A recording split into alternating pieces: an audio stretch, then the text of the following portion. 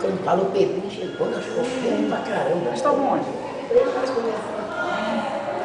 Pedrinho nasceu. Eu que falei para vir. Ih, olha lá, primeiro você. Tá lambendo a mão? Tá. Ele riu, tu viu? Pô, mãe, tu perdeu, ele riu. Ele riu? Você tá rindo? Ele tá falando. Filmando, né? Tem que filmar um pouquinho Tem que também. filmar, primo. Eu tinha esquecido de filmar. Abre a boca. Tá toda hora de boca aberta, né? Não, peguei o Filma a turma aqui também, primo. flash. Em cima dele, bati só assim de foto. Não, mas tá filmando.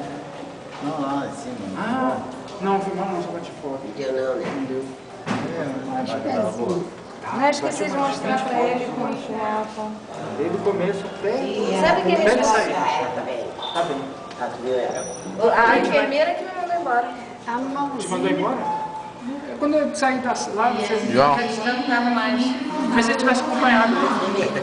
Não. A vovó, vovô. Relaxa. E a outra vovó. Falta o primo, Márcio. João? Já Já mostrou. foi. E você? E o tio? Vira pra você E o agora. tio? Aê.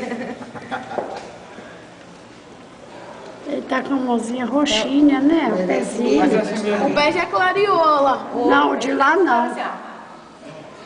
Boca aberta. Como que mamar? O que que você falou? É a testinha do Júnior. Não, realmente bem que mais falou que não tem muito cabelo. Se bem que a né? Luciana tinha falado, né? É, eu sou bem que tem